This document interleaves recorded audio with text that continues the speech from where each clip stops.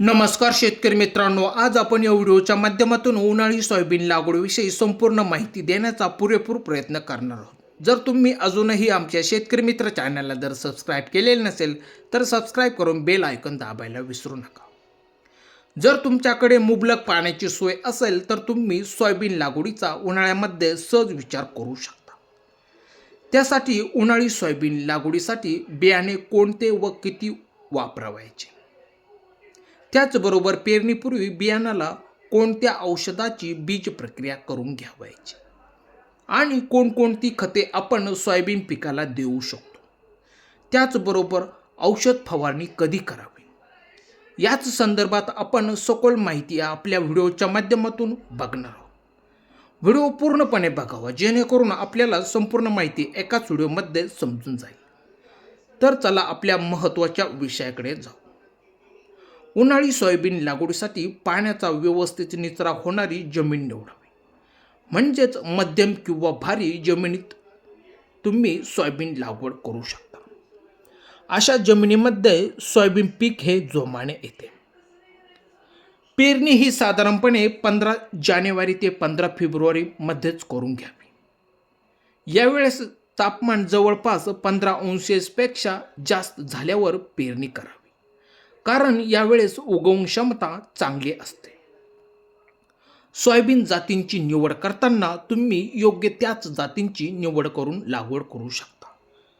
मार्केटमध्ये अशा खूप जाती आहेत, तर आपण स्टेप बाय स्टेप जाती बघणार।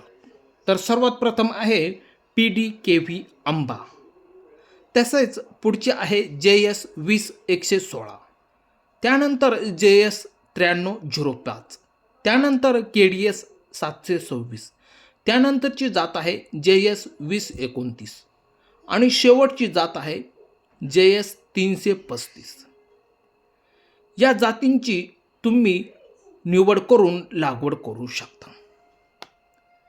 तुम्ही बियाणे निवडताना योग्य खात्रीशीर एकसारखे टपोऱ्या दाण्यांचीच निवड करून लागवड करावी। त्यासाठी तुम्ही घरगुती बियाणे जर भेटले तर खूप छान होईल। त्यानंतर तुम्ही बियाणाला व्यवस्थित बीज प्रक्रिया करून घ्यावायची। तर ती कशी करावायची, तर त्यासाठी प्रति किलो बियाणास 5 ग्रॅम ड्रायकोर्डामा आणि त्यानंतर रायझोबियम व PSB प्रत्येकी 25 ग्रॅम चोळून घ्यावे लागेल। त्यानंतर तुम्हाला पेरणी करावी लागेल। याने तुमच्या बियाण्याची उगवण क्षमता जवळपास 90 ते 95% होऊ शकते।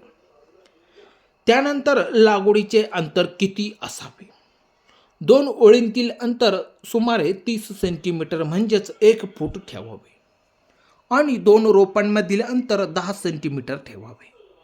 या पद्धतीने पेरणी केल्यास एकरी सुमारे 25 किलोपर्यंत बियाणे लागते।